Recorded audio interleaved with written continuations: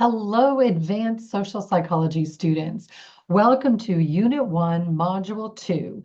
Today or this week, we'll be covering Chapter 1, Introducing Social Psychology. So let's get right to it. I'm going to call up the PowerPoint slides that are associated with this material. And we have them here. So your book begins by defining what is social psychology. What are we even talking about?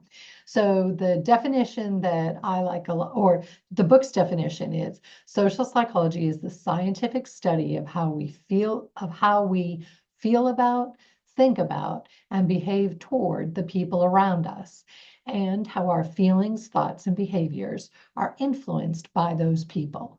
And that's a great definition. Another definition that I really like is that social psychology is the scientific study of the way individuals think, feel, and behave in social situations. And one reason that I like this definition is it really has three parts of it that differentiate it from the other areas of study. So, for example, if we just said social psychology is the study of the way individuals think, feel, and behave in social situations, in other words, we take out that idea of the scientific study. That's like gossiping, right? If you think about any high school lunchroom table, people are sitting around going, ooh, why did this person think this way or feel this way or behave this way in this particular social situation? So if you study it scientifically, you can actually get paid for gossiping, right? Um, uh, Another important part of the definition is that we're going to focus on the way the individuals feel, think, and behave in these social situations. Anthropology, sociology, they also scientifically study how people think, feel, and behave in social situations, but they focus on the culture or the group or the cohort, where in psychology, we're going to focus on the individual. So that makes us different than some of the other social sciences. And if we leave out that last part, the in social situations part, you almost have the best definition of psychology I've ever seen. It's the scientific study of the way individuals think, feel, and behave. Stop right there, you've got psychology. So how is social psychology different from personality or biopsychology or any of the other areas? We're going to really scientifically study how these individuals think, feel, and behave while they're in a social situation or perceived social situation. Now, frankly, I find that almost all situations can be considered that way. This morning, when I'm getting ready, I'm in front of a mirror. I'm seeing myself as a social object. And oftentimes when I'm alone, I still think about, well, what would someone else say if I had said this thought aloud? What would this person think? So oftentimes we're in social situations even when we're all alone. But that's the definition of social psychology. Now, after your book defines social psychology in this first chapter, they then go through a history of some of the really classic studies. And we will go through those classic studies. However, rather than my talking about them to you right now, I would prefer to talk about these classic studies more in a topical thing. So we will talk about Milgram's classical study, but we're going to talk about it when we're talking about obedience. We will talk about the Stanford experiment with Zimbardo, but we're going to talk about it when we're talking about role theory. So we will discuss all of the studies that are in that chapter, and feel free to read them, and especially if you didn't major in psychology as an undergraduate, you might really want to read about them up front now, but we'll talk about them within the context of the theory, okay, later in the course. I do want to, however, bring up this part that your textbook talks about, the ABCs of social psychology. So A stands for the feelings or the emotion, the affect. Affect is just another word for feelings or emotion. B is the behavior, and C are the cognitions or the thoughts. So when we're thinking about anything, we can look, or we're trying to study anything, we can look at the feelings and the emotions, the affect that's behind it, the behavior that's executed, and the thoughts that surround it. And by doing that, we really get a good full picture of what this person is going through. And so In social psychology, we spend a lot of time looking at behavior where we see behavior as being a function of the person in a social situation. Now, when we focus on the person, oftentimes we'll use the term KSAs. K is for knowledge, S is for skills, and A is for abilities. So we'll often talk about a person's knowledge, skills, and abilities. We abbreviate it, just go person's KSAs. Sometimes we'll be talking about a person's personality or their traits. And so personality theorists just talk about the personality. Cognitive theorists often will talk about a person's KSAs also. But in social psychology, we are going to be looking at a person's personality, their traits, their KSAs, and or in combination with the social situation. And we believe it's the interplay between those two things that leads to behavior. Okay, so this is going to be a really important underpinning of everything we're going to talk about all semester long. When we go to predict someone's behavior, understand someone's behavior, as a social psychologist, we're really seeing it as a function of who they are as an individual, their knowledge, skills, abilities, traits, history of reinforcers and punishers and such like that, in combination with the social situation that they're in at that moment. And we think those two, they interplay between those two things. The combination of those two things is what helps us to predict someone's behavior. Okay. All right. Well, that's sort of a huge overview, but of social psychology, what it is. But you need to know what it means to scientifically study something. As we discussed, social psychology is the scientific study of how individuals think, feel, and behave in these social situations. If you don't understand how to scientifically study something, you're not going to understand this course. You're not going to understand social psychology. So your text spends the rest of chapter 1 going through the scientific method. If you were a psychology major, especially if you went here to Cameron, I know that you've had a course in experimental psychology, you had a course in applied quantitative methods, and you actually collected data and ran your own experiment, analyzed it, and presented it in like our own mini conference during your psychological research class. If you've gone through all that, you can probably just super skim the material I'm going to cover. But if you didn't, then this is going to be really important for you to pay close attention and make sure that you understand this. And even if you did do as an undergrad, a review is always kind of nice, or at least sometimes it's nice.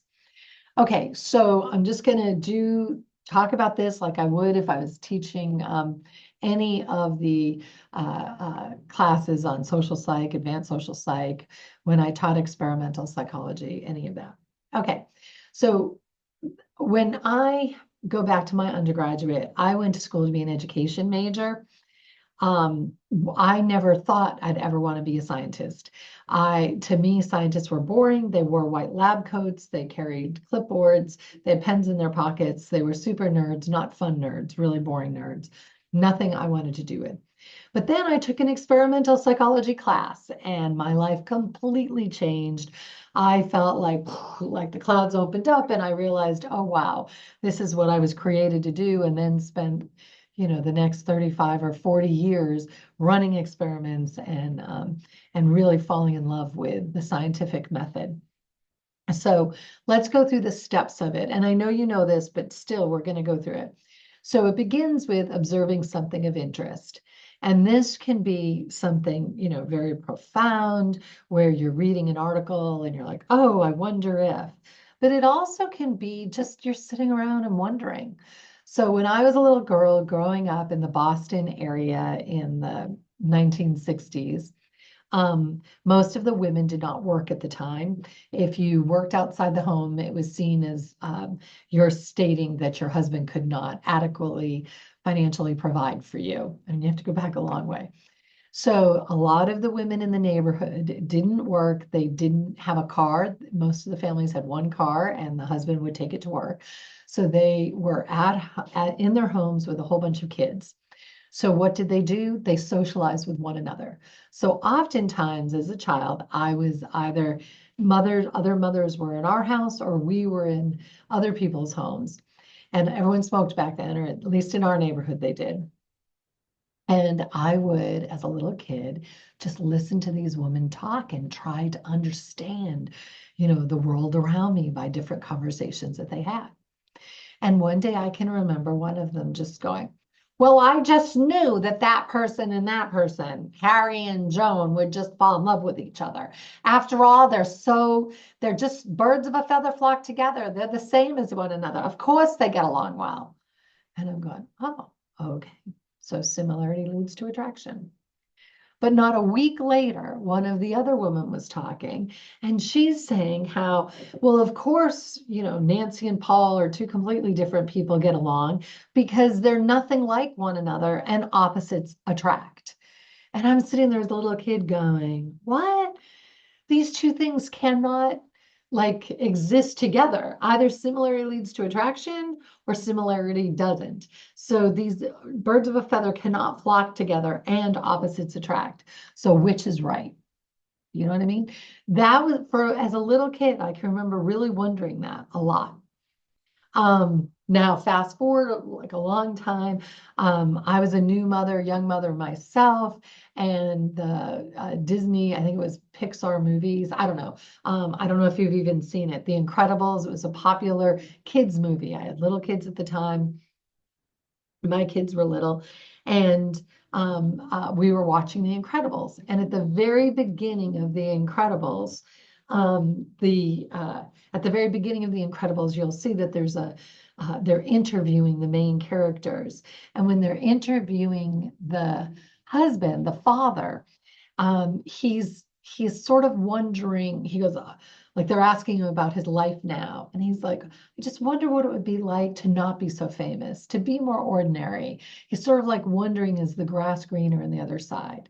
But when the wife is interviewed, she's like, I'm at the top of my game. I love my life. Things are great. Then fast forward in the movie, and I hope I'm not giving the plot away, but they have to hide their powers and they can't act like the superheroes that they are. And when you're introduced to the mom, she's loving life. She's giggling as she's giving the youngest child a bath in the bathtub, putting shampoo in his hair to make funny things on his head. She's loving life large.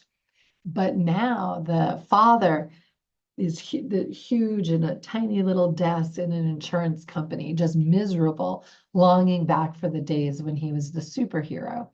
And I can remember watching it with my children and having the thought, I wonder if how much of this is true, that people that like their jobs tend to always like their jobs. And people that don't like their jobs, they're not happy with how their life is right now. They tend never to be happy with how their life is. Does that kind of make sense? So this idea that we observe something of interest, it can be from a movie, a play, watching your kid, overhearing a conversation, of course, reading research articles, but we get this from all different areas. From this, we're going to create a research question. So your research question, might be, do birds of a feather flock together or do opposites attract? Your research question might be, okay, how much does your satisfaction with your present job, how much is that affected by your satisfaction with your last 3 jobs? Something like that. So most of the time, the next thing that we do after we've created a research question is we hit the literature. We start to read about the topic to know what's already been done. And so that after looking at The Incredibles, watching that movie and thinking that, and I looked at the research, it was clear it was already done. And there's the best predictor of how much you're going to like the job you're in right now is how much you like the last job you were in. It's fascinating. So that cartoon was very realistic that way. Now, it's not perfect. So in a job interview, you can learn a lot by asking someone, so tell me about your last job. Were you satisfied in it? What did you like and didn't like? They said they didn't like it, you might ask for the job before that, because obviously there's going to be some flukes in there. You could basically like most of your jobs, but have one that's just a terrible situation that you're in. But if you see that the person didn't like the last job or the job before that or the job before that, they're probably not going to like your job either. So that's kind of interesting to know. Sometimes when we look at the research, we see that it really hasn't been studied yet. And so at this point, we're going to formulate a hypothesis. And you already know what a hypothesis is. It's a specific statement of what you expect to have happen, a prediction. There are two key parts of good hypotheses. First, they have to be falsifiable. The hypothesis has to be written in such a way where you can falsify it. You can prove it to be wrong. This was a real issue with lots of Freud's theories, the psychoanalytic theories. For example, Freud said that if you didn't toilet train your child well, then the child could end up being really messy and sloppy and disorganized. Also, if you didn't train your child well during the toilet training area, he could be super organized and almost OCD, like very too pernickety neat, super neat, organized, over the top, and very stressed if things aren't, everything is in its place and every place has a thing that belongs in it. You know what I mean? Okay, so which is it? Like, you can't falsify that. What does it even mean to not do toilet training well? It's kind of like an after the fact thing. If there's a problem when they're an adult, well, then the mom didn't do it right earlier. It's not falsifiable. A lot of his theories did not lead to testable, falsifiable hypotheses. The other thing is that it needs to be specific.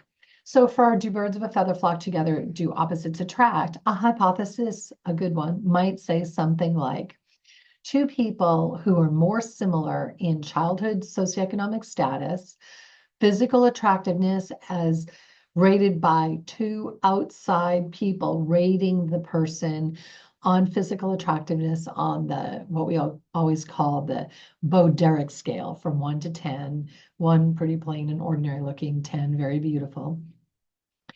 And religious values as expressed by a survey that they're going to complete. Two people that are more similar in these three things are going to, on a first date, a lunch date that will last 1 hour, will indicate that they had more fun on a 1 to 7 scale. 1, no fun at all, to 7, ooh, so much fun, I can't wait till I meet him again. Okay, so see how that's very testable, it's falsifiable, and it's specific. We know it's so specific, we know exactly what you're going to do in order to collect your data and analyze it. After we have the hypothesis, you're going to collect the data. And in just a minute here, I'm going to go through 4 or 5 different ways that we collect data. Then you'll analyze the data and draw conclusions. And I know this sounds really nice and neat and organized, but every study I ever ran, yes, I draw some conclusions, but I'd be left with like 50 more questions. And you just go round and round where those questions are your new create research questions that lead you to formulate hypotheses that lead to more data collection, and on and on and on it goes.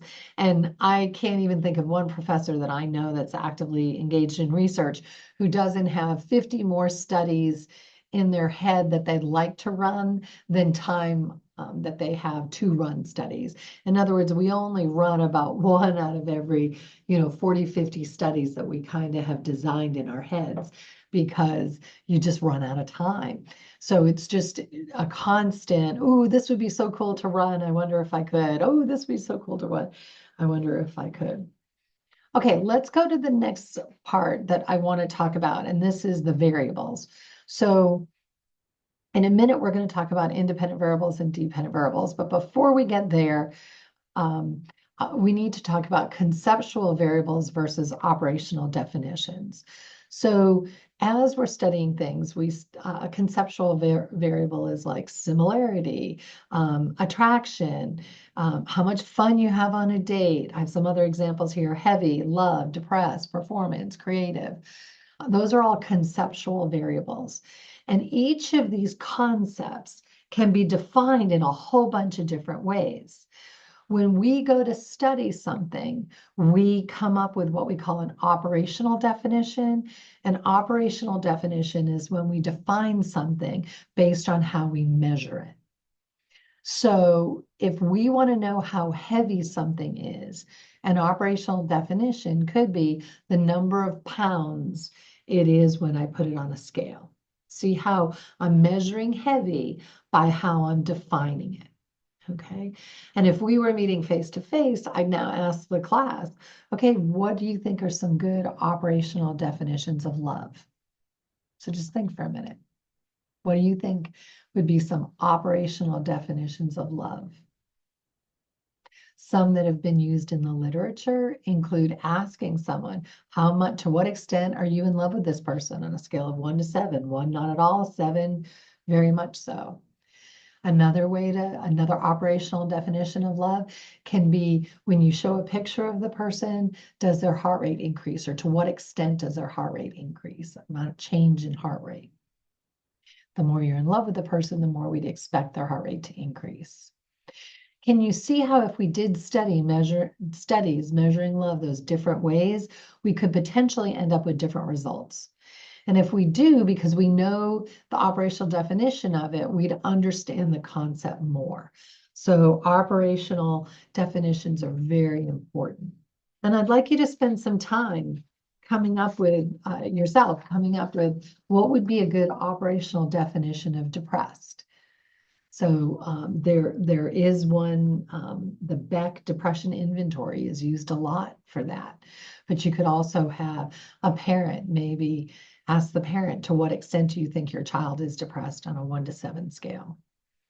Performance is operationally defined in a number of ways. If it's performance in a memory test, it can be the number of words correctly memorized. If performance is, how quickly you ran, it could be the number of milliseconds it took to run, or the number of seconds that it took to run a certain length of time. Creativity, a whole bunch of different ways to measure creativity, lots of operational definitions for it. So we have these conceptual variables, we come up with operational definitions. You could see in the hypothesis I talked about before that my operational definitions were pretty clear. I was measuring physical attractiveness based on having 2 outside raters rate the person for attractiveness on the Broderick, the 1 to 10 scale. I was measuring religiosity based on a survey that they were going to take, which looks at religious values. And I was going to measure their childhood SES, socioeconomic status, by asking them how much money their parents made most of their childhood. And that's how I was operationally defining those 3 things. And I was operationally defining how much fun they had on the date by that 1 to 7 scale, asking them how much fun they had. Okay. All right, let's now talk about different ways that we collect data. So when we talk about collecting data, we can talk about it in like 3 different clumps. One are observational research methods. These observational research methods have the goal of describing behavior. They're going to describe what's going on. We also have correlational research methods. The correlational research method's goal is to be able to predict one variable from the other. It moves beyond description, and now we're trying to predict one thing from the other. And then our gold standard is the experimental research methods, and we'll talk about those last, okay? Now, each of these methods are good and have advantages, but none of them are perfect. Of course, we prefer the experimental method because it's the only one that can meet the goal of causation, where we can say that one variable caused the other. But all of the methods have value. They're all important. So it's not so much that we say you don't want to use this method because of the disadvantages. It's more about knowing the advantages and disadvantages about each method. And that will enable you to make wise decisions in deciding which kind of method to use. So let's begin with the survey method. The survey method is a scientific method in which large samples of people are questioned. I can't imagine any of you have not completed a survey at some point. I'm sure you have. Okay, so one of the biggest advantages of the survey method is that oftentimes it's very quick and easy to administer to many people. And I can remember sitting where you're sitting and learning that and going, well, I'm not going to use the survey method because, I don't care. I'm a truth seeker and I don't care how long or how hard it is. I'm going to look for the truth. I'm not looking for quick and easy. I want to do whatever needs to be done to search for the truth. But in reality, when I was at Cameron, I used survey method a lot because when things are quick and easy, relatively speaking, they're inexpensive. And as a researcher, you usually do not have enough money to do everything that you want.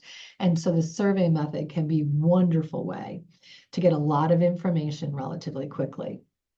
And for some it's the only method you have.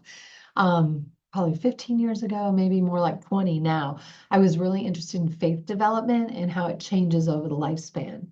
Well, how am I going to know your relationship with God or your higher power? I mean, how would I know that other than by using the survey method? So I asked people, when did you feel closest to your higher power? What happened around the time that was going on? Blah, blah, blah. What's it like now? What makes you feel closer to your highest power, higher power, and so on. Obviously, when we're studying sex and things like that,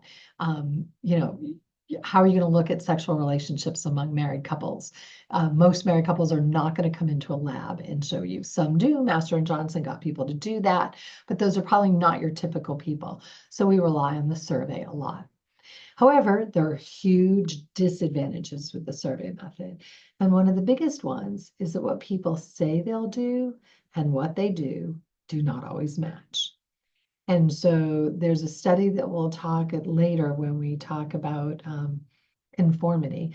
It was done by Ash, and Ash would show people two cards, and one card would have 3 lines on it of various lengths, something like this. Okay, so you can see there's 3 lines and they're labeled A, B, C. Then they'd be shown another card.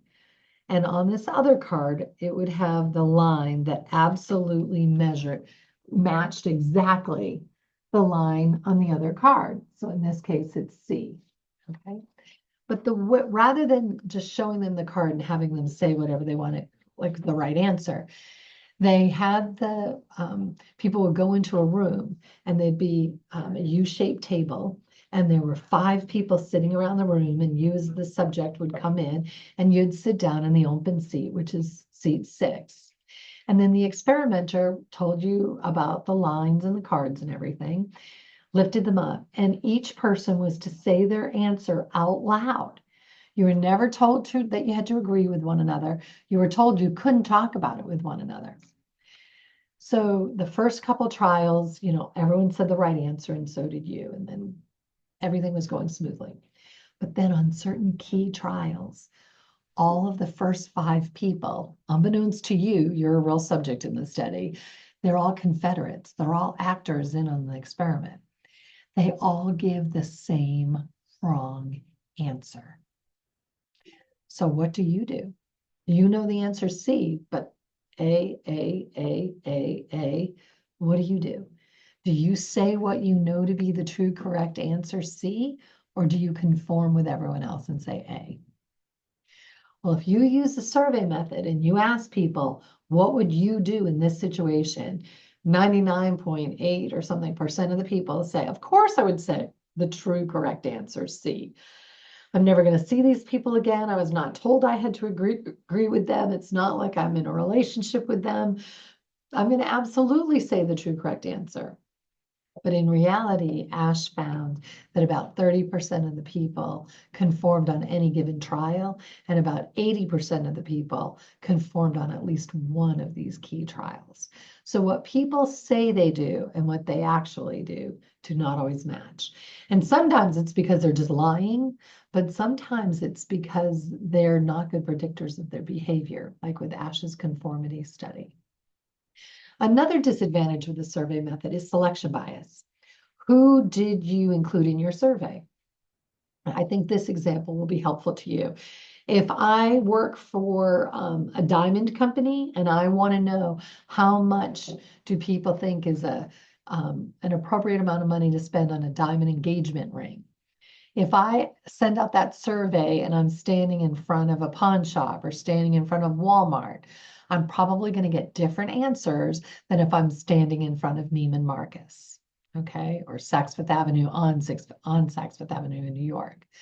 So who you ask affects who you can generalize the results to.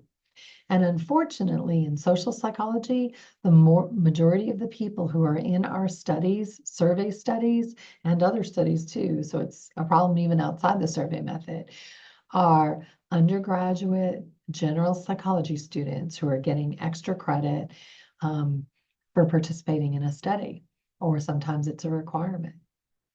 And so we have a real issue of selection bias. Is this true of all people? Because we know that college students are more intelligent, they're from higher socioeconomic status families, and they're more authoritarian. So right off the bat, we know that they're not like everyone else. And yet we're doing studies with college students and generalizing it and saying it's true of everyone. It's a real problem. Another disadvantage, the last one that we're going to talk about in the survey method, is that how the question is asked can influence the answer that you get. So for example, this is a great example. So back in the day, a while ago, we didn't have the course psychological research. And so when a student took experimental psychology, they had to do a study in it and write that up. But there wasn't enough time for them to do an experiment because they hadn't even learned about the experiments when they had to be collecting their data. So almost everyone did the survey method, right? So at least they got experience in that. But almost every semester, there'd be at least one student who would be interested in looking at adultery because it is interesting, right? So we started doing this thing. I said, just put this on here. It'll be hilarious. It happened like nearly every single time. And what it is you would ask someone on the survey, somewhere in the survey, have you ever committed adultery? Okay, yes or no? Then later in the survey, and it could be earlier in the survey, but somewhere else in the survey, you ask someone, did you ever have sexual intercourse with a person that was not your spouse during the time when you were married? Yes or no? If yes, how many times? If yes, how many different partners? Now, to me, that's the definition of adultery, right? But over and over again, when you ask people, have you ever committed adultery? Nope. I mean, that's one of the big 10, right? We're not supposed to do that. Nope, we didn't do that. Did you have intercourse with someone that was not your spouse during the time when you were married? Oh, yeah, I did that. How many times? Oh, 12. How many different partners? 3. But I never committed adultery, right? So how you ask the question can influence the answer that you get. So some of it's because of like we want to say socially appropriate things. Some of it is that we might get triggered by certain words, or we may not understand what the person who wrote the survey meant.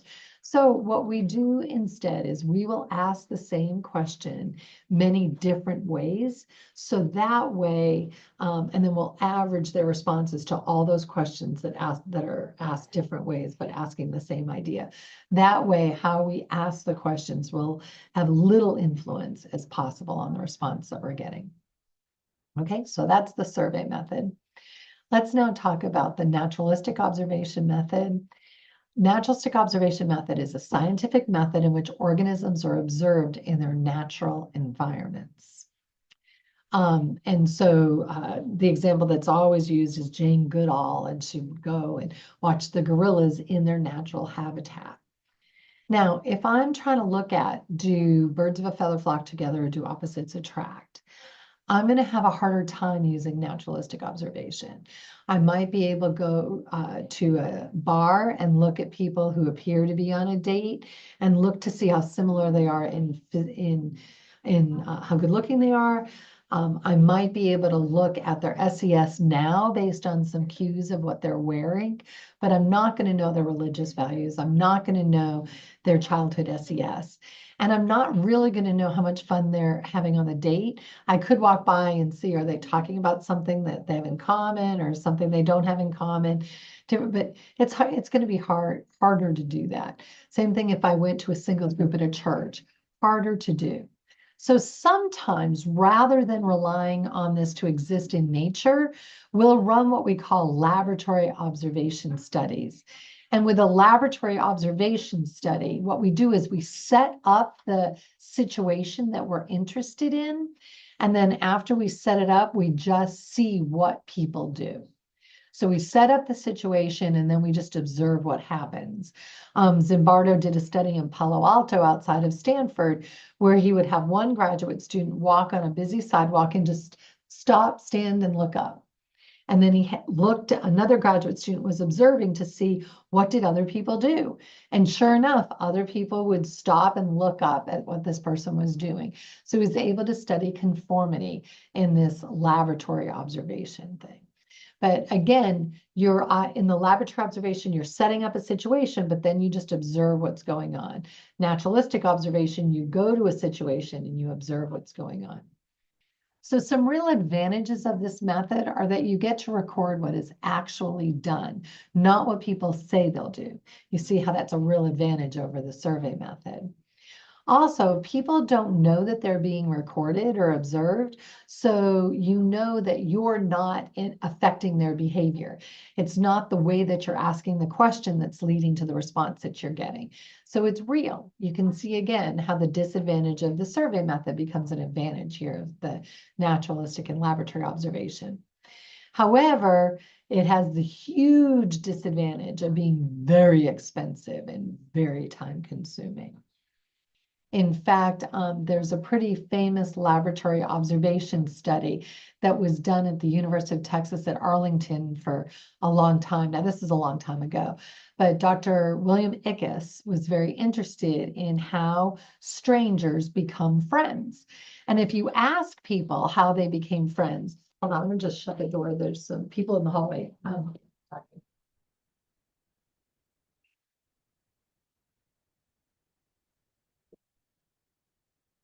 Sorry about that. I came to campus today to make this, and I thought this would be a more quiet environment than my home, and I might have been wrong about that. So Bill Ickes, he does research or did research where he wanted to see how people became friends. And if you ask someone, tell me what it was like when you first met that person that now is your best friend. Oftentimes it's hard for people to remember. And even if they do remember, we're worried it's flawed. So he wanted to study this. Well, and we have good reason to think it's flawed. So for example, if you want to see how far gone is probably the wrong word, but a couple is, therapists will ask the couple, tell me what it was like when you first met one another. And in couples that have a good chance of making it and coming back together, even though they're very frustrated and upset and dissatisfied with the relationship right now, when they tell you about what it was like when they first got together, they remember it in very positive ways. However, there are other couples where if you ask, so what was it like when you first met one another? They'll have it's a very different feel. So they'll say, I should have known then he was selfish and narcissistic. But at the time, I remember thinking, oh, he was very confident. But you can see how like they almost misremember it. And so there's quite a bit of bias there.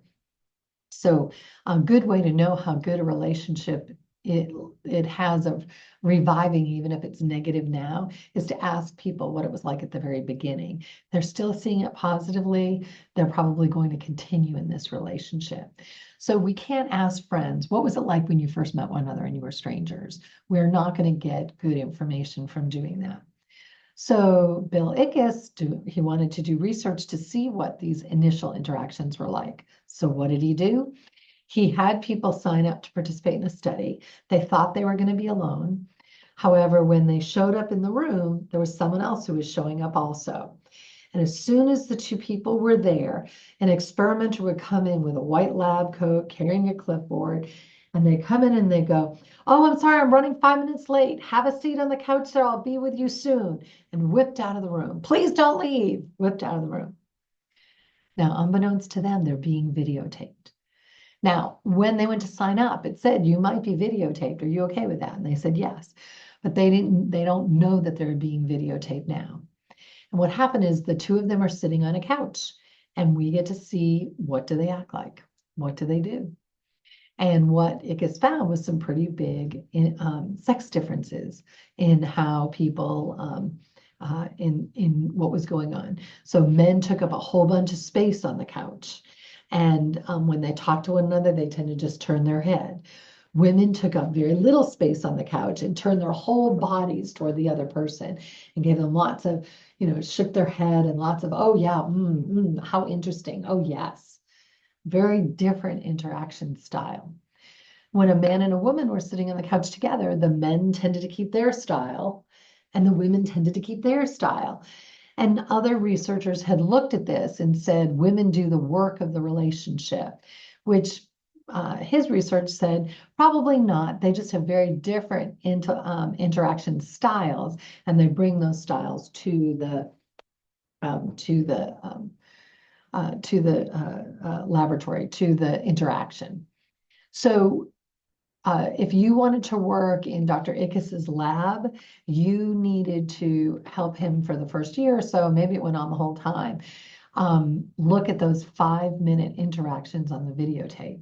And it's crazy. It could take 20 hours to do that 5-minute interaction, because you had to look at how much space is the person, frame by frame, how much space is the person taking up, where are their eyes focused, where are their shoulders focused, are they pointed toward the other person or forward, what were they saying, how were they nodding, like all of these different things. So it's very expensive and time consuming to do this kind of research. Another disadvantage is that when people are observing someone going on, they have biases. So when we're analyzing observational data, we never just have one person rate what's going on. That person's ratings are going to be influenced by their biases. So we're always going to have at least two. And then we look to see the extent to which the two raters are seeing the same thing. And we call that inter-rater reliability.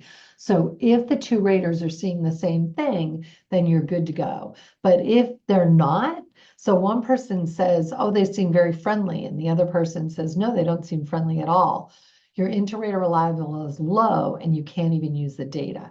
So you've spent a whole bunch of time and money collecting this data that's not even any good. Now, if you tape recorded it, usually you can get rid of the inter-rater reliability being low problem by better training your observers. Okay, we're going to get rid of this term friendly. We don't even know what that means.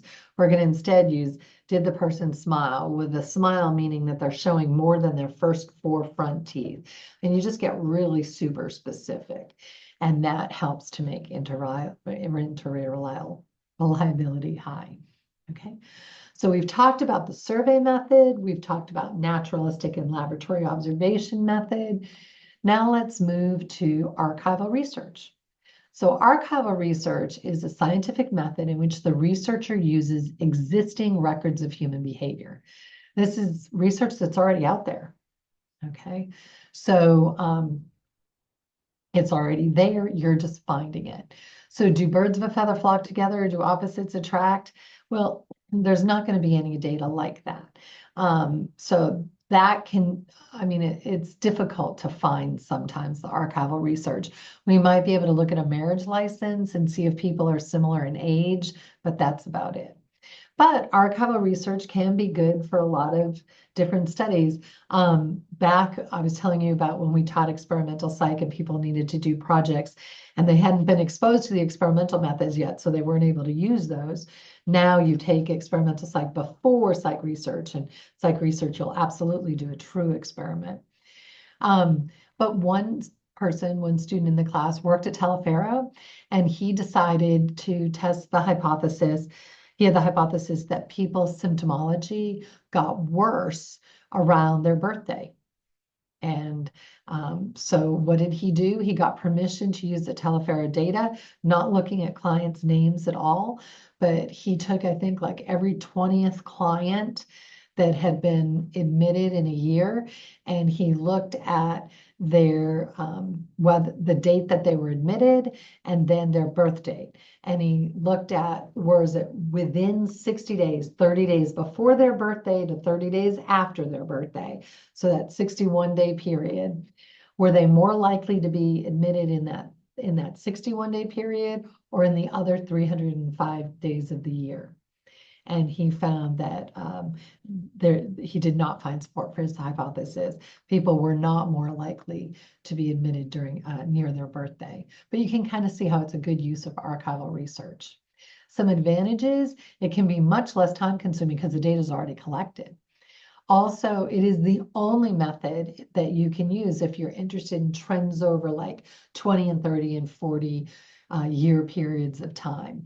So if you want to see how suicide rates have changed from 50 years ago today, or the rates of obesity from 20 years ago today, your archival research is going to be the best way to go, unless you're going to wait 20 years to get your data. However, make sure if you are looking at trends over time, you make sure that the definitions stay the same. So like 50 years ago, if the family knew the doctor might not call it suicide. How we define obesity has recently changed. So you have to be careful when they say, oh, more people are obese now. Well, you've made what used to be considered overweight obese, and what used to be obese is now morbidly obese. So you've kind of changed the terms. So you have to be careful with that. Okay.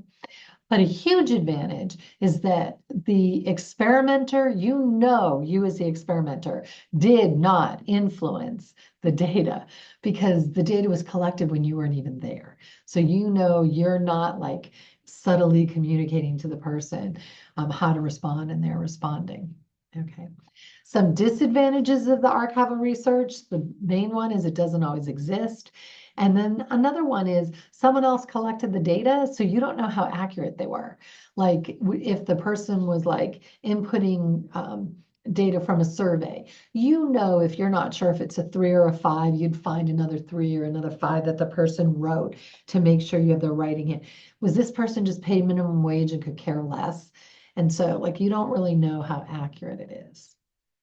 Okay, so now let's go to the last of the observational research methods, the case study method.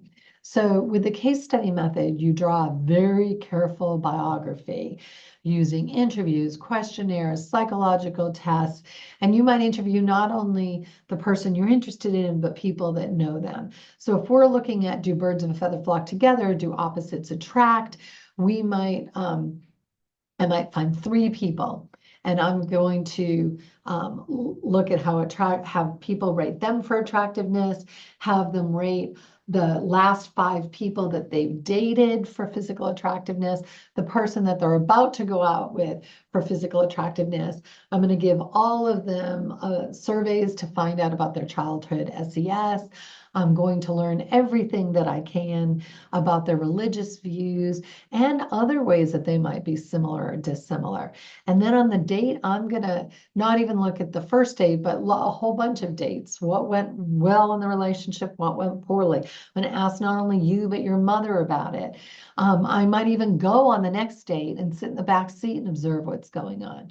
Okay, so you can see how one huge disadvantage is that it's very time consuming. For just a very few number of people, I'm going to end up taking a whole bunch of time. Also, if I'm in the back seat when you're on a date, I think you might act differently than if I weren't there, right? So the experimenter ends up influencing the behavior that they're trying to study. And if I did find that for 3 people, similarity leads to attraction, would you be convinced? I know I wouldn't be. I'd be like, well, maybe that's true for those 3, and they're not like most of the people in the population. So we have trouble generalizing from the sample to the population. So you might go, why are you even telling me about this study, this method, Mary. It takes a whole bunch of time. We don't even know if we're getting good data because we might have created the data. And even if the data is good, it doesn't generalize to the people other than the ones that I studied. What is the point? Well, it's great for unique cases. It's great for something that doesn't happen that often. And we will talk about it when later in the semester when we're talking about groupthink. There's some great case studies, examples of times where we think groupthink happened in a group and led to some disasters. And so it is a method that we use. Okay, I hope you can see from the case study method, the archival research method, the naturalistic laboratory observation method, and the survey method, that all four of these methods help us to be able to describe a situation. It helps us to be able to say that we could easily answer with these methods. On average, how much TV does a 20-year-old person watch? It's good at giving us descriptive information, describing something that's going on. But oftentimes we want to do more than just describe what's going on. We want to predict the future. And to predict the future, we're going to use correlational research methods. So a correlational research method is the extent to which two observable factors are related with one another. And to do it, one way is to use the Pearson R. So the Pearson R ranges from -1 to 1. And if you think about it, when we're looking to say the extent to which these two variables are related, there are only three things that can happen. There's either no relationship. So this would mean similarity does not lead to attraction, and dissimilarity does not lead to attraction. These things just aren't related to one another at all. When there's no relationship between the variables, the Pearson R is going to be very close to 0. So I think it helps, at least it helps me, to come up with some examples of these. So one example that I have is the amount of mustard you like on your hot dog and your IQ. These things, I would not expect them to be related. Okay, so if I ran a correlation, I'd expect the R to be very close to 0. How close to 0? As a rule of thumb, we say between -0.3 and +0.3. So if it's in that realm, we're going to say there's no relationship here. Another thing that could happen, though, is as one variable increases, the other variable increases. So as similarity increases, so does attraction. This would support the birds of a feather flock together. The more similar you are, the more attracted you are to the person. The less similar you are, the less attracted you are to the person. When this is going on, we're going to say that there's a positive relationship between the variables. When they move in the same direction, we say that it's positive. And we don't mean it's positive because it's good. We mean it's positive because your R will be close to +1. As a rule of thumb, it's going to be between 0.30 and 1.0. Okay, and the closer it is to that 1.0, the stronger the relationship. So here are some variables where I would expect there to be a positive correlation, a positive relationship. The number of hours you spend practicing on the piano and your score at the upcoming recital. The number of hours you spend studying and your grades. The amount of money that you spend on clothes and the number of clothing items in your wardrobe. These are, and they may not perfectly match, but we would expect a positive relationship for these things. The last thing that can possibly happen is that the variables move in opposite directions. As one increases, the other decreases. If we found this with similarity and attraction, this would say the more similar you are, the less you like one another. The less similar you are, the more you like one another. This would support opposites attract. Okay, we say that there's a negative relationship here because the correlation is going to be close to -1. As a rule of thumb, -0.30 to -1 is a negative relationship, and it shows that the variables are moving in opposite directions. The more money I spend, the less money I have in my bank account. The more I eat, the fewer clothes in my closet that fit. So negative relationships between variables. Okay, so that's the correlational method. So the observational methods, The four that we talked about, the survey, the naturalistic observation, archival, and case study, they help us to describe what's going on. The correlational research methods help us to predict what's going on. If I show that there's a positive relationship between your high school GPA and your college GPA, then if you tell me what your high school GPA is, I can predict how well you're going to do in college, right? If I know the correlation, the actual like R number, I can actually predict things that are going to happen in the future. It's not perfect, but I can predict it with some level of confidence of what's going to happen. Now, the one huge limitation to all of those methods that we've talked about so far is that you cannot imply causation. Just because two variables are related or they move in the same direction does not necessarily mean that one is causing the other, okay? And you have to be really careful when you listen to news people, radio personalities. I can remember being in the car and I just got furious where it said, a study just came out and they found a correlation. Fathers that use marijuana were more likely to have kids. No, fathers that use marijuana were more likely to have kids with ADHD. And I just wanted to scream because his conclusion was, so don't get high or your kids will have ADHD. He's implying causation from correlational data. And I would have gotten just upset if it was from observational data. We don't know. And the reason why you don't know is because there could be another variable that's causing both of those things. And with ADHD, we know that ADHD is very hereditary.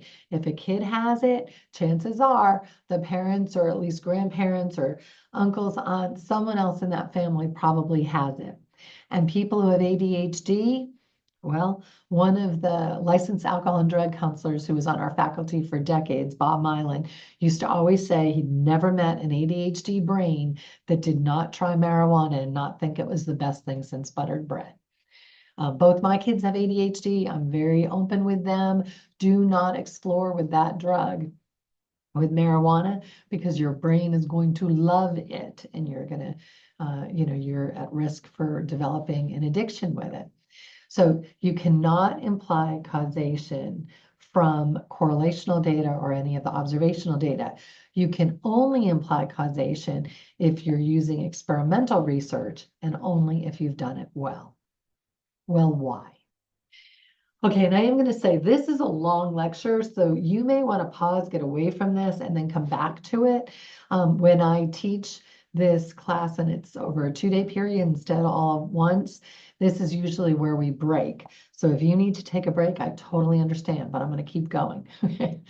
So what is the experimental method? It's a scientific method that seeks to discover cause and effect relationships by manipulating certain variables, we call them independent variables, and observing their effects on other variables, what we call dependent variables.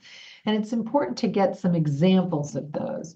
And you want to get really good at being able to pick out independent variables and dependent variables. So if you go to your textbook, the free textbook, Chapter 1, Section 3, so 1.3, toward the end of that section, there's a test your learning, Chapter 1, drag the words independent and dependent variable. And it's great. It will give you interactive. You can't like download it as a PDF. You have to be doing it online. But it's great. It will like give you a scenario. So is aggression, is that the independent variable or the dependent variable? And you'll drag and you'll get, it gives you several, I think there's 10 questions, might be 6, but it gives you some practice at identifying the independent variables and the dependent variables. So please stop the video now and go and do that. Stop the tape, do that, and then you can come back. Okay. All right, well, I'm glad you're back. Okay, so we said that with the experimental method, you can imply causation. Why? Why with this method? Well, because with this method, if it's done well, it meets the 3 requirements necessary to imply a cause and effect relationship. What are these 3 requirements? First is the covariation of events. If one variable changes, the other variable has to change. So if I'm going to say that candy causes kids to be hyperactive, then if I give someone more candy, a kid more candy, they need to become more active. And if I give them less candy, they have to become less active, right? If I change one variable, if I change the cause, the effect has to change. Secondly, the time order relationship. The cause has to come before the effect. So I have to give them the candy before they get more hyper, or take away the candy before they get less hyper. Okay. Now, both of those things sometimes you can do with the correlational method, sometimes with the survey method, sometimes with naturalistic or observation method, sometimes with archival research, sometimes with case study. You can actually do those two things. But the third one is the tricky one. And that is eliminating all the other plausible causes that cause that effect, what we call confounding variables. Only with the experimental method, and only if it's done well, can we eliminate those confounding variables. Well, how do we do that? Well, what are the three things an experimenter controls to eliminate these confounding variables? First, the experimenter controls the independent variable so that it differs greatly among the conditions. So again, if I'm looking to see, does candy cause kids to become hyperactive? I'm not going to give one group of kids one M&M and then give another group of kids, each of them get 2 M&Ms. And then a third group of kids, each of them are going to get 3 M&Ms. No, no, no, no, no. The independent variable candy isn't differing enough here. So one group, I'm not going to give them any candy. Another group, they're eating a whole bag of M&Ms. And then the third group, they're eating the Sam's bag of M&Ms. They're going to have a huge bag. Now I've made the candy really differ among the conditions. The independent variable varies greatly among the conditions. Second, I'm going to make sure that the subjects or the students or participants that are in each of the conditions are roughly equal. Okay, they have roughly the same mix of people. What I don't want to have happen is one group has all of the kids that tend to be hyper already. So a very bad way to do this study would be to say everyone in Mr. Smith's class, they're going to get no candy. And everyone in Dr. Paulus's class, they're going to get a small bag of candy. And everyone in Susie's class, they're going to get the huge bag of candy. No, that isn't going to work.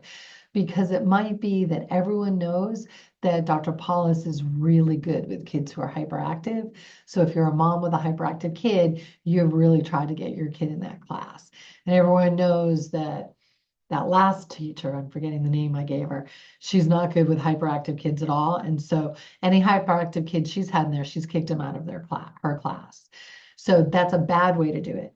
Instead, we're probably going to use something like random assignment, where I'm going to line up all the kids, and every kid has an equal chance of being in any of the conditions. After I have them lined up 1, 2, 3, 1, 2, 3, 1, 2, 3, 1, 2, 3.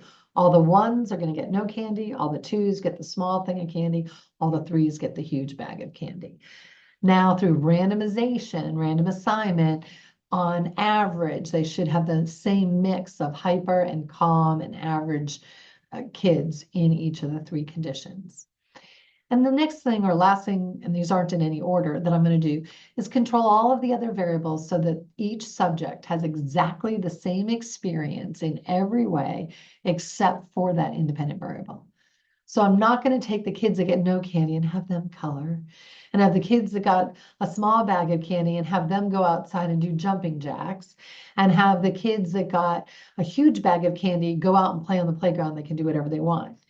If they come back and they're more hyper, one group is more hyper than another, it might be because of the candy that we gave them.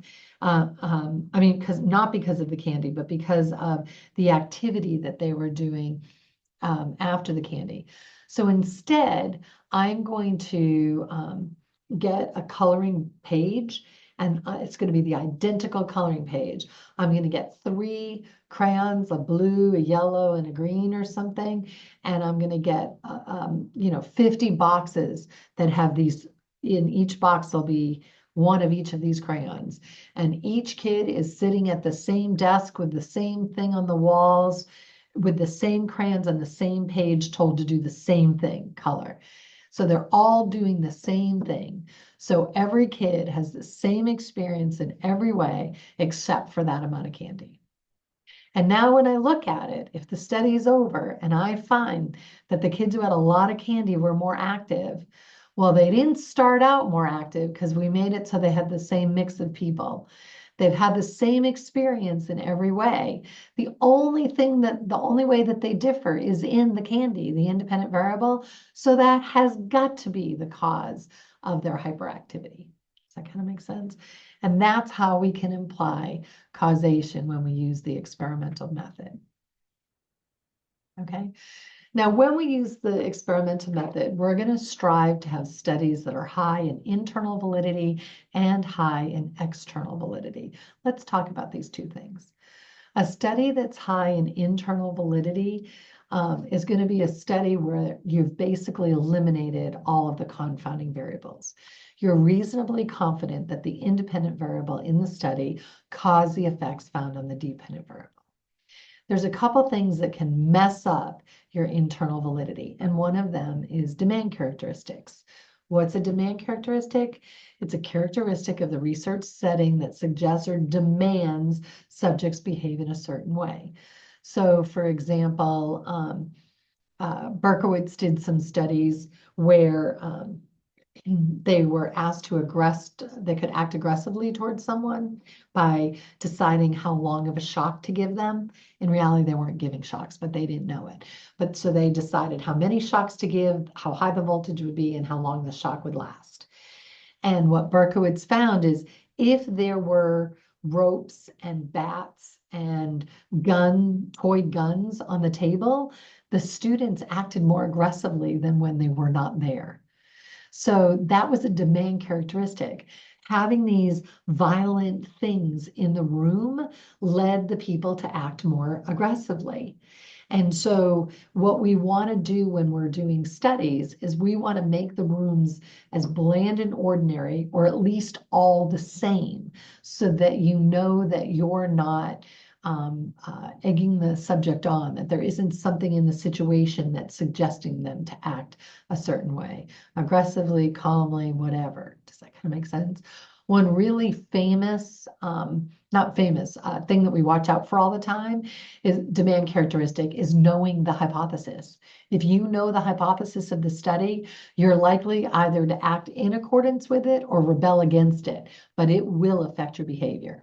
So I don't even know of one study that's run at camera now that is not what we call a blind study. A blind study is a study where the subjects do not know the hypothesis, because knowing the hypothesis is a demand characteristic that lowers the internal validity of the study. Another thing that can lower the internal validity of your study is experimenter expectancy.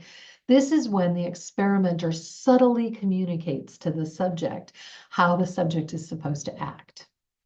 And so I remember not thinking this was a problem at all, because sometimes with my children, I could scream in their face to act a certain way and they did not.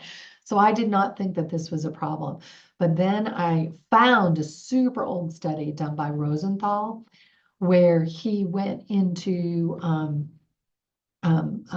elementary school, and he told teachers that he had created a test that would be able to identify students that were going to intellectually bloom in the next year. So if you've had human development, you know that if this is intellectual development and this is time, kids don't just get better and better in a linear way. Instead, they have these growth spurts, then they level out, growth spurt, level out, growth spurt, level out. Rosenthal told these teachers, I can pick the kids that are going to have an intellectual growth spurt this next year. So he had all the teachers that agreed to do it, who had parents that agreed that their kids could do it. He had them all take these tests. Then he gave each teacher the list of 4 or 5 names out of the 20 or 30 in their class that were supposed to bloom. And at the end of the year, gave the kids an IQ test again. And sure enough, the kids who were supposed to bloom did. And the teachers were like, Rosenthal, give us these tests again, so we can identify the kids who are going to bloom next year. It was great at identifying them this year. And Rosenthal said, I just randomly chose 4 or 5 names. the test was completely bogus. Your expectations is what led those students to do well. And the teachers were like, no way. The teachers did not believe that they had interacted or treated those kids any differently than any of the others. But obviously they had. So then Rosenthal went and did a lot of studies to look at what were the differences, and they were subtle. Like one I remember was when you called on a student, if he was a bloomer, you would give him like 15 extra seconds before you would move on to another student if he didn't know the answer. So think about how that subtly communicates to the kid. This teacher thinks that if he gives me enough time or she gives me enough time, I'll be able to come up with the answer. These are very subtle things. So when I first got to Cameron, once I had learned about the Rosenthal studies, and now that's in a lot of the textbooks, it's kind of cool. I would use automated instructions. So I would videotape the instructions. So I'd welcome the participant to the experiment, and they'd sign the informed consent form. But then I'd say, I want to make sure I don't influence you in any way. So you're going to watch a video of my instructions. Now, I could have still been subtly communicating something as they were doing the informed consent form, but probably not. At least when I was doing the instructions, I wasn't. I will say it was very, very awkward because you're sitting there with someone as they're watching you on a videotape. It's weird. Once we got at Cameron a graduate program and up and running, and there were lots of graduate students, we now offer graduate research assistantships to students who will help us with our studies. And that way we'll have one graduate student collect the data and a different graduate student debrief the participants afterwards. And the person who's collecting the data, we don't tell them what the hypothesis is. So we run what we call double-blind studies, where the experimenter doesn't know what the hypothesis is, and the participants, the subjects, don't know what the hypothesis is. And that gets rid of experimenter expectancy. Okay, so those are two ways that can ruin your internal validity. Well, now let's talk about external validity. This is the degree to which you're sure these results are going to generalize.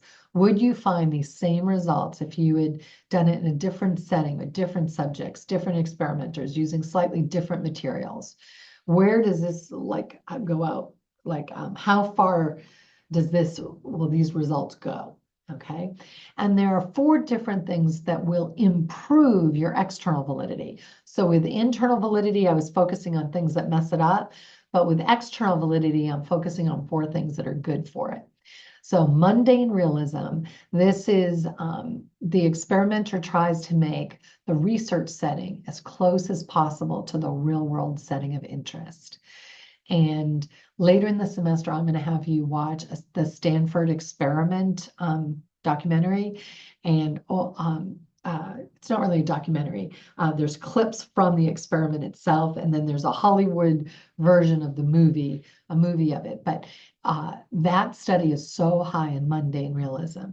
Zimbardo tried to make the basement of a Stanford psychology building as close as possible to a real-world prison. And he had male participants participate in the study, and they either had the role of prisoner or guard. And oh my goodness, when you get to that, when we talk about roles, you're going to see what a huge impact that had.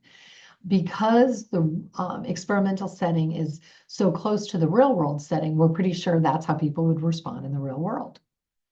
Experimental realism is most of the studies that I did, that's what they were. I don't have the money to take, a bunch of the rooms here at Cameron and turn them into something like what it would look like in the real world. But I can try to make an experimental procedure so involving that it becomes psychologically real to the subjects and they act like they would in the real world setting.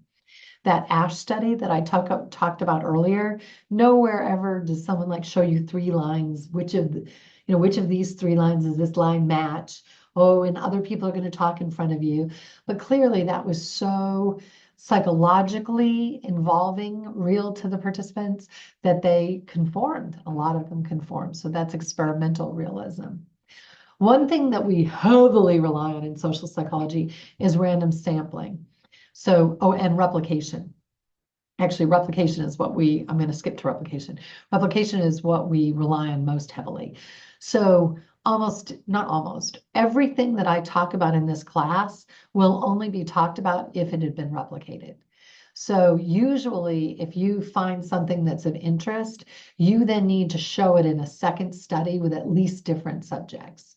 And then usually people won't even believe it until another lab does it, usually at a different university. And then after several people are getting the same results, in other words, the results are replicated, then we come to believe them. Random sampling is also used to increase our ability to generalize or increase external validity. And this is when each member of the population is given an equal chance of participating in the experiment.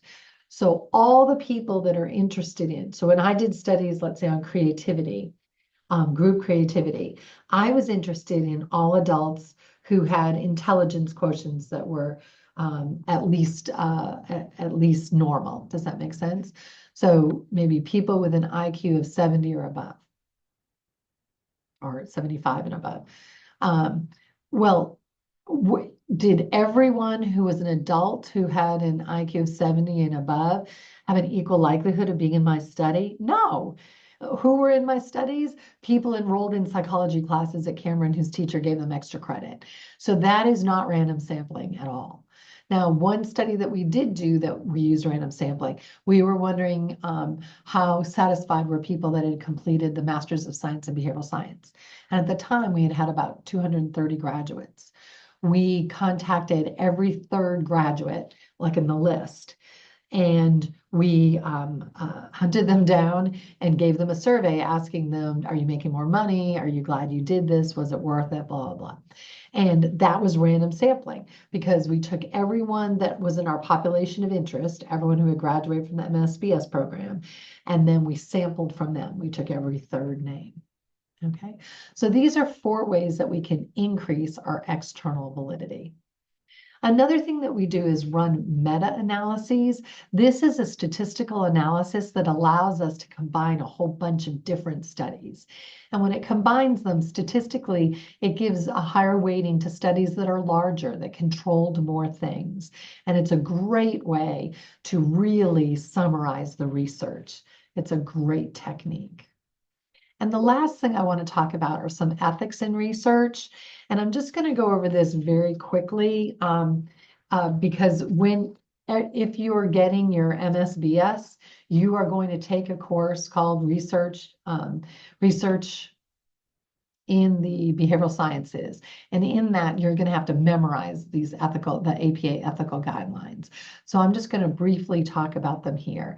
But all proposals must be approved by an institutional review board, what we call an IRB, before any data is collected. So any study that I wanted to do, I needed to write out exactly what I was going to do. And then I sent it to the University of Oklahoma's IRB. And on that IRB, there are professors, Dr. John Geiger from Cameron is on it, other researchers are on it, there's lawyers that are on it, and ethical experts, a priest, a rabbi, something like that. And they're on there and they look at it and they decide whether or not they think I'm following all of the ethical guidelines. Okay, and only after they tell me, yes, you're approved to do this, can I collect data. Another part of the APA ethical guidelines is that all participants must provide their informed consent. Most of the time, this is given in a sheet of paper where it said, you're like, by signing this, you're agreeing to participate in this study. This is what you're going to be asked to do. This is how long it's going to take. This is why we think it's going to help society. And you can do it even if you're running a blind study. You just are very general about what's going to happen. Many psychology students think that it is unethical to use deception in a study. That is wrong. In social psychology, more than in the other areas, we use deception a lot because if you knew what we were studying, you would probably act differently. And so deception is absolutely allowed, but you have to follow these 3 guidelines. Deception is allowed if and only if there's no other way to do the study without using deception. You come clean as soon as the study is over and you let the person know, okay, we deceived you and here's why we did. And obviously, you can't deceive someone because if they knew, then they decide to withdraw their participation. So you can't like deceive someone, oh, you're going to get a shot, but we're not going to tell you because if we told you you were going to get a shot, we know you wouldn't participate. Absolutely not. So you can only deceive people on things that even if they knew, they'd still participate in the study. It just would end up affecting their behavior. And then as soon as the study is over, you need, even if you're not using deception, you need to turn this into a learning experience for the subjects by debriefing them. You need to tell them what the hypothesis is, what you expect to have happen, why this is important, and this kind of thing. Okay, well, that is it for our research methods for Module 2, Introducing Social Psychology, Chapter 1 of your textbook. I hope you enjoy this, and I look forward to seeing you next week when we'll be talking about social cognition. Okay.